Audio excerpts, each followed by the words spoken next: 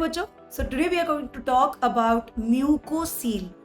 What is the meaning? What is the importance? So mucocele is nothing but a fluid-filled nodule. A fluid-filled nodule, यानी कि basically पानी से भरा हुआ एक फोड़ा. Okay. This nodule is most commonly seen on the lower lip, but can also be seen on other places like the buccal mucosa. Right? Usually it is normal conception that because it is a foda, उसको फोड़ना है. Right? A lot of people feel that because it's fluid filled, the fluid is removed and treatment is over, which is a wrong. So misconception that removal of fluid is the treatment.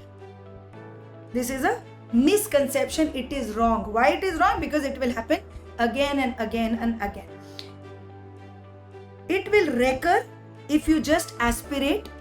Plus, why is it important for dental surgeons is because a lot of time it is the dental surgeon who will identify this problem. Okay, the patient has come to you with something else, but you can identify that this is a problem and you can earn 3x by just doing a minor surgical procedure. And whenever I say minor surgical procedure, it means as small as a tooth extraction. Alright, it's a very small surgical procedure, and just by doing that, you can earn 3x. For example, this patient has come to me for scaling. Okay, he's a well-educated, learned patient earning well. He's come to me for scaling. I do his scaling. I can charge what? Maximum 3,000 rupees. If I do a very nice scaling and if I am from a very good college and I have a very nice clinic. Okay, but now I educate the patient. I educate the patient that, sir, you have this thing. I'm sure it is there since a long time. So the patient says, yes, it's been there for a long time. It keeps rupturing and it keeps refilling and it looks very bad and nobody has told me a solution for this. So we educate the patient. He's come to us for scaling. Apart from scaling, we do a simple excision of the procedure of the lesion and I charge 7,000 rupees more. Right? So it can help you convert a simple restoration or scaling or something into a minor surgery where you can charge and learn 3x more. And today, the agenda of this lid, the agenda of this surgical lid is to integrate everything about mucocele, right from anatomy to physiology to pathology to oral path to DADH up to surgery. We have to know everything about this condition so that we can treat the patient in the best possible way. So let's begin with anatomy. We all know that there are salivary glands in our facial region, right? In our head region. Now these salivary glands can be divided into major salivary glands and minor salivary glands, right? Major salivary glands, we all know there are two parotids, there are two submandibular glands and sublingual glands. Right? We all are aware of these three major salivary glands. These are available in pairs. They are secreting around 90% of the saliva which is there in our oral cavity. Whether it is stimulated or unstimulated, 90% saliva is made by these glands. Apart from these, there are various minor salivary glands which are present within the mucosa. Within the mucosa, or rather the submucosal region. Now what is submucosa or mucosa? So this wet area of the lips, wet area of the cheek, wet area of the palate, the superficial area which is always wet, that area is the mucosa. So in the mucosa, just under the superficial epithelium, you have multiple small salivary glands within the submucosa. Alright, their location is from palate to the inner lining of the upper lip, the inner lining of the lower lip, facial region and various areas of the tongue. Okay, if you pull your lower lip like this and watch closely in the mirror, you will be able to kind of appreciate the presence of these minor salivary glands in the lip. Okay, now in the lower lip, the chances of injury to these glands are very high. That is why you see most commonly mucocele happening in the lower lip. And all the cases that we will discuss today will be the mucocele of the lower lip. Even if it is there in any other region like palate or buccal mucosa, the treatment remains absolutely the same.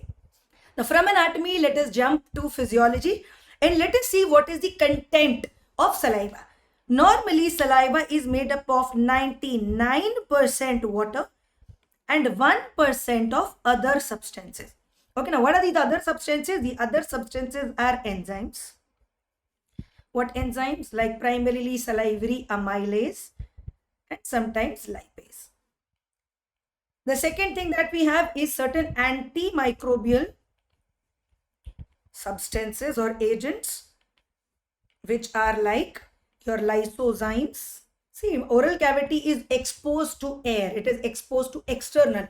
So you need something that keeps protecting your oral cavity all the time. So for that, we have lysozymes, we have lactoferrin. We also have salivary immunoglobulin A or IgA, right? So these are antimicrobial agents. Whatever direct attack is happening on the mucosa, these things will take care of it. The third thing which we have in our saliva is electrolytes. Okay, electrolytes, primarily we have sodium, we have potassium, calcium, chlorine, and very importantly we have bicarbonates. Bicarbonates, you've always read about the bicarbonate buffer. Okay, the bicarbonates act as a buffer. What is the meaning of buffer? Buffer means, see, you will eat achar also, you will eat cold drinks also, you will take certain things that are acidic, you will take certain things that are very, very salty and basic. So the function of the bicarbonates and other buffers in saliva is to maintain the pH. It is to maintain the pH of saliva, which is very, very important to protect the oral mucosa, because the oral mucosa is also exposed to all these acidic and basic and salty substances, right? So to protect that, we have the bicarbonate buffer and all the other electrolytes. There are various other small things, but the fourth other major thing which is present in our saliva is mucin. It is mucin. Okay, what is mucin? Mucin is nothing but a protein. It's a glycoprotein. It's a glycoprotein which is protective in nature, right? It is protective in nature. We will talk about mucin and its protective nature in a while. Okay, now we all know the function of mucocele. It is just like this, it is just like this mobile which is being covered and protected by this, glass, this film. We use this mobile covers, and how it's a transparent or translucent looking cover which acts as protective. For mobile, it is protective against scratches, against, any damage, any direct injury if some fluid falls in. So for all those purposes, it is a protective layer. Exactly like that, the mucin which is there in our saliva, the mucin is a very high molecular weight glycoprotein. It's a high molecular weight glycoprotein which protects all our oral mucosa, just like this mobile cover. It's a translucent thing, covers all the surfaces of the mucosa and protects it from all kinds of physical, thermal, bacterial injuries to the mucosa. Right? So this is the importance of mucin, and this mucin-rich saliva is primarily produced by the minor salivary glands, and we have seen in anatomy where these minor salivary glands are everywhere, on the tongue, on the upper lip, on the lower lip, on the palate, on the buccal mucosa. Right? So everywhere God has made the body so beautifully that this mucin secreting minor salivary glands are present. All right. Now, the composition of saliva also differs between major and minor salivary glands. Let us see how and jump to oral histology or DADH. All right. Now you've all seen this berry tree, some red berries and blue berries. How these trees are. It's like a branch, and then from the branch there are various sub branches coming out, like these, right? So this is the kind of pattern that you see in berry trees, right? Very similar is the structure of the minor salivary glands. Okay, now we are going to talk about minor salivary glands. There is a duct. There are different kinds of ducts, interconnected ducts and connecting ducts, and so many types of ducts. So these ducts basically carry the saliva, which are produced in these structures, which are known as acini. Acini, okay, acini or acinar structures. Basically, if you see the histological diagram, you will see that there is a lot of connective tissue. There's a lot of connective tissue, because these all minor salivary glands are present in the submucosa. They are between the muscles. So between orbicularis oris, somewhere interspread between the connective tissue, you have these acini. Alright, so suppose there is a acini here. Okay, it has multiple cells like this. Another acini here, like this. Another acini here, like this. Right, so there are various acini and nuclei. So like that, in the lip, submucosal region, you will have these kind of multiple acini. Okay, and in between that, somewhere you will see there are certain ducts going on. There are certain blood vessels. There are certain other things. On these acini, sometimes you have demilunes, like the semicircular structures like that, which also contain serous cells. So demilunes are present on the acini. Okay, now acini again are of two types, serous and mucous. Serous acini and mucous acini. Now, as the name suggests, serous acini will produce very, very thin, fluidy saliva. Okay, the saliva which is produced by the serous acini is very, very thin, just like water. Alright, whereas the saliva produced by the mucous acini is very rich in mucin. What is mucin? We just talked about mucin. It is a thick, high viscosity fluid which is like covering the whole mucosa and protecting it. So what happens? Bacteria get adhered to it. Bacteria get stuck to it and they don't reach the epithelium. Okay, they entrap bacteria, they prevent their entry into the epithelium. So these mucous acini secrete mucin. And what is important here in mucocele is the minor salivary glands. The minor salivary glands, the acini are primarily the mucous acini. Okay. Major salivary glands like parotid, which have a lot of fluidy saliva, they are rich in serous acini and serous demilunes.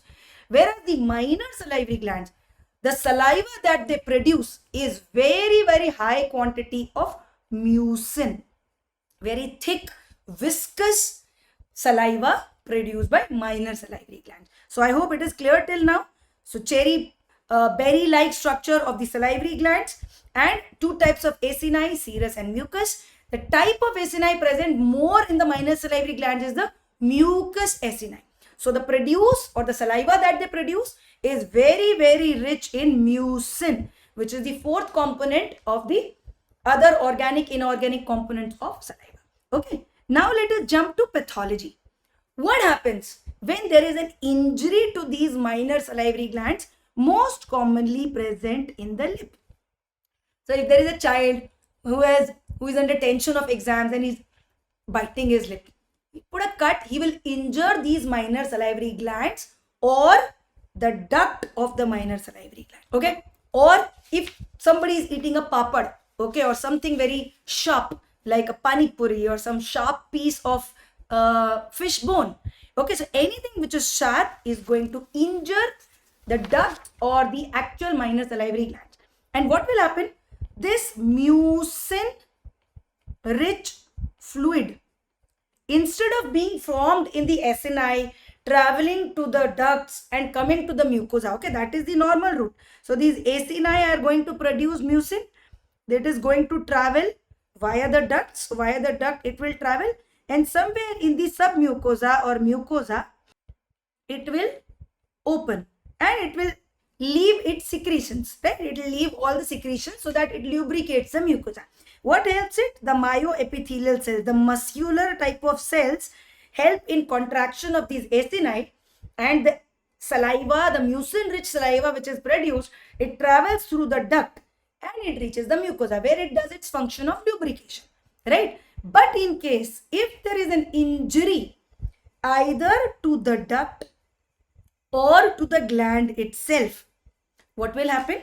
All the saliva that is being formed here, it will start collecting in the tissues around the gland.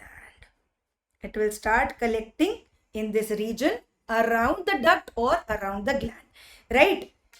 A child is sitting in the classroom and biting on a pencil, and that sharp graphite tip of the pencil lodges into the lip.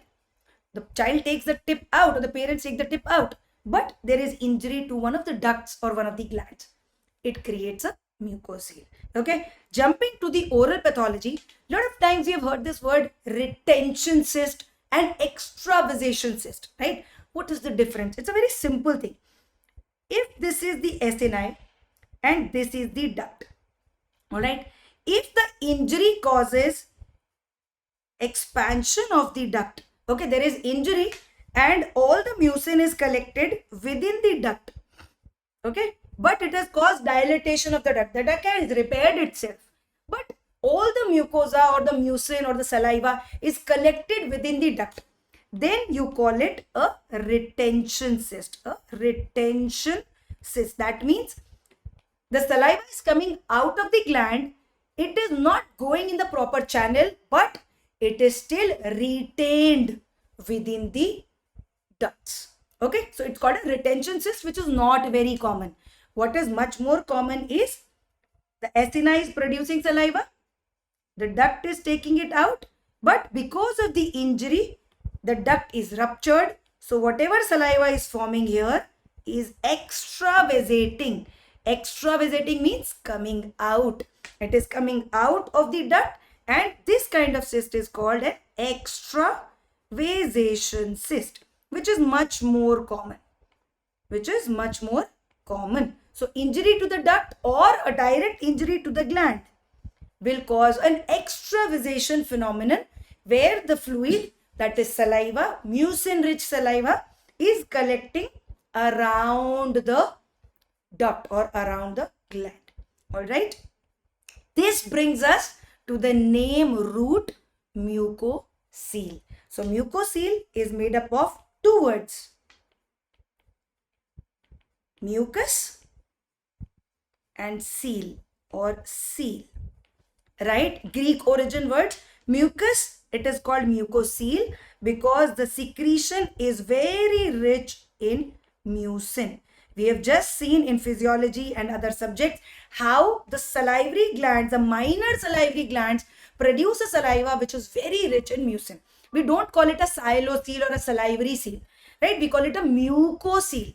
Why? Because it is rich in mucin. And cele, what is the meaning of cele? Cele means a cavity or a chamber, right? Like a blastocele, right? Or a neurocele. So something like that, a chamber or a cavity which is produced by collection of certain things, right? So this brings to the word root mucocele, means a fluid-filled cavity where the fluid is rich in mucin. And this is how the name mucocele has erupted from the name root mucus and cele. All right.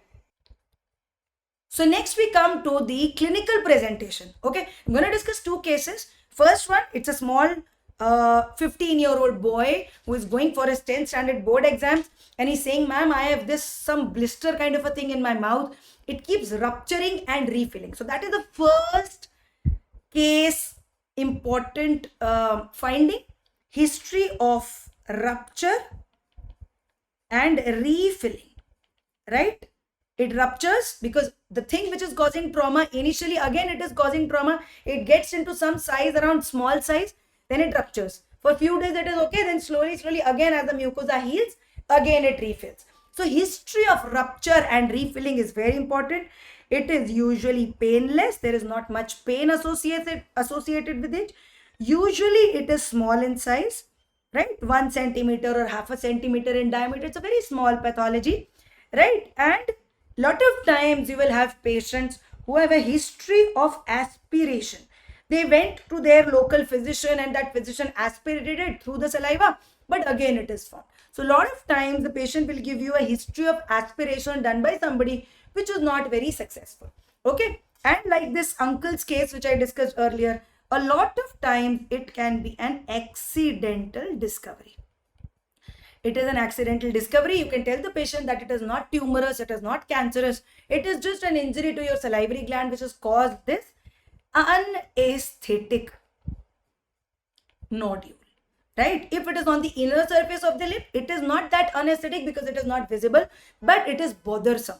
If it is on the outer surface vermilion region of the lip, it is unaesthetic. The patient looks odd. He feels like I have some massa or some nodule here, some foda like thing, right? So these are the clinical presentations. These are the complaints with which the patient will come to you, either in your OMR department when you're in college or in your clinic when you're starting your procedure. It can be that the patient comes to you with some other complaint and you accidentally see this thing. All right. So what are you going to do? How are you going to treat? Will you refer to it on oral surgeon? Will you not try and do it? I think you can all try with a little skills and training under guidance of some good oral surgeon. You can learn it and you can try doing it. How do you treat it? Let's come to the oral surgery aspect of the disease, the management of mucocele. Now, management of mucocele can be done in 4 ways. The first, easiest, simplest, and in my opinion, the best treatment is a simple scalpel excision of the lesion. Okay, so this is the lip, this is the mucocele. I will take a blade, I will take a 15 number blade. I will cut it like this in a lenticular incision. What is lenticular? Lenticular means like a lens, like a biconvex lens. Okay, I will do this lenticular incision. I will remove not just the mucocele. I will remove the mucocele, preferably in toto. I will try not to rupture the mucocele and remove it nicely with the whole ball intact, right? Plus the underlying minor salivary gland tissue.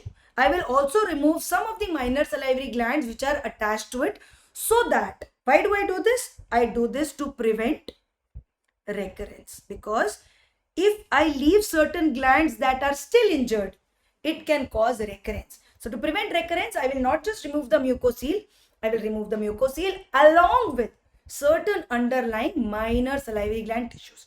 So this is the first thing. I can use a 15 number blade on a scalpel and excise the whole thing, or I can do the same thing with laser. Okay, most commonly we use this erbium chromium YSGG laser, soft tissue laser, and with a laser we will do the same thing. Instead of excising it, we will kind of burn the edges, remove it, and then it will heal in a secondary intention. The third thing which we can do is electrocautery. Again, electrocautery will burn it. We will use the unipolar cautery or a monopolar cautery, and we will burn the tissues and we will remove the central area and send it for a biopsy. Fourth thing which we can do here is cryotherapy. Cryotherapy means you will use extremely cold temperature, which is cryoprobe, using either liquid nitrogen or nitrous oxide, nitrous oxide, and this can be applied on the wound. What it will do is it will desiccate the tissues. Itni thandi laga do. The probe is so cool. It's like minus 100 degrees temperature, something like that, right? So it will cause all the fluid to become ice. All the fluid in the tissue will become ice, right? So there will be ischemia. There will be ischemia and ischemia related injury to the tissues. Then you let it thaw. What is the meaning of thaw? You allow the blood supply to come back. You let it unfreeze, right? Again, you put the cryoprobe, let it freeze. After a while, again, it will thaw on itself. Means unfreeze on itself. Just like you put ice in the refrigerator, it freezes. When you take it out, it thaws or it unfreezes. Just like that, multiple times you put that cryoprobe on the lesion, and ultimately that whole area will become necrotic.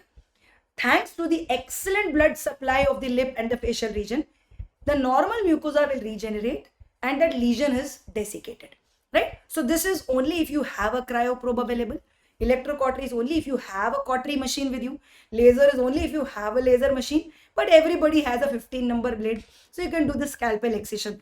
We will discuss about point 2, 3, 4 in images, and I will show you a detailed video of how we do the scalpel excision.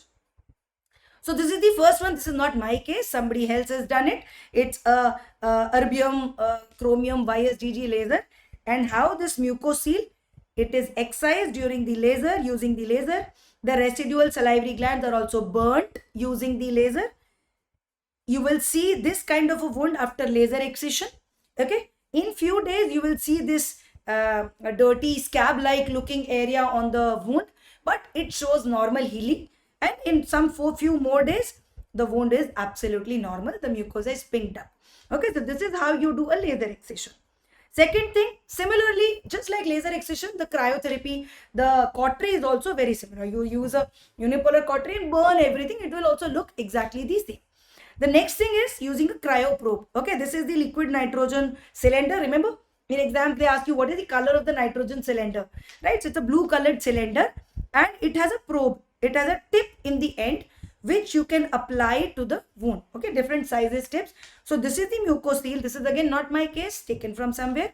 It has been applied. A cryoprobe has been applied multiple times. So what it has done, it has desiccated, it has dried up this tissue by multiple episodes of putting extremely cold temperature on the tissue.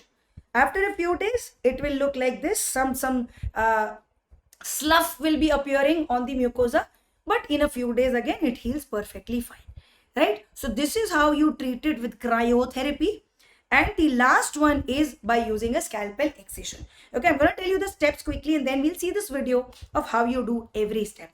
Okay, so now I'm going to show you the video and show you step by step how you actually perform the surgery. So this is the child who's come to me with a mucoseal on the lower lip. He's on the verge of giving his 10th board exams. We have taken some local anesthetic solution and a 27 gauge needle, thin needle, a 15 blade on the BP handle. I always keep some mosquito artery forceps, Adsons, Vicryl suture because the child was not sure if he was going to come back to us, some towel clips, Adsons. And this is a very good way of retracting the lower lip. Okay, if you try to do it only with your hands, your lip will slip. But I use a gauze piece. I tell my assistant to use a gauze piece to retract the lip to make it tight. After I have made the lip tight, I use a thin 27 gauge needle, short needle, and give ring block anesthesia around the lesion. Now this is the lenticular incision which I had talked about. This is one side convex incision and another side I will give one more convex incision. Hemostasis better. I have used limited quantities. So this is the biconvex or the lenticular incision which I have given to excise the mucoseal. I keep doing hemostasis with a wet saline soaked gauze piece and a scalpel to excise not just the mucoseal but also the underlying minor salivary glands which are there.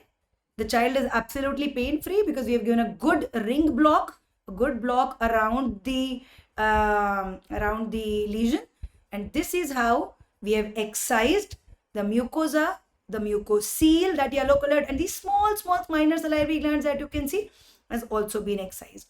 All right, we perform hemostasis. We allow the blood to stop, and to aid in hemostasis and to close the wound, we use sutures. This one I am using a 3-0 Vicryl suture. Why Vicryl? Because the child had his practical exams, board exams, and he was not sure when he would come back to me. So I didn't use anything else. I used a resorbable sutures. We can also use silk suture. We can also use non-resorbable sutures like Vicryl, like Prolene or nylon. All of them are okay. You can use any of them. In this particular case, I have used the Vicryl suture. All right, so this is how I have done my suturing. Divided the whole area into parts so that I don't form a dog ear, and coming towards the midline, done an excision. And this is how I close the whole wound. Very small procedure, can be done chair side under local anesthesia very simply, and this is how the hemostasis is achieved. Wound is closed. It looks like a very long wound, but is not that long. Okay, I feel there is one more bleeder, so we put one more suture there and complete the procedure. So this is how the final picture looks like. All right, the mucoseal is excised. The length of incision is long. So you can see the mucosa, underlying the mucosa, that bluish swelling. If you turn it upside down, you can see how beautifully some minor salivary glands, which are being pointed here, these minor salivary glands attached to the mucoseal, which can be feeding the mucoseal, are also removed with the pathology. All right, so mucosa, mucoseal, which is this fluctuant unruptured mucoseal, and the underlying minor salivary glands. All right, so this is all about the mucocele, right from anatomy, physiology, pathology, DADH, oral path, to the surgical management and the OMR findings. I hope you've liked it. If there are any suggestions or any comments, please let us know in the comment box. If you like it, please like and subscribe and let your friends know about it. Thank you so much.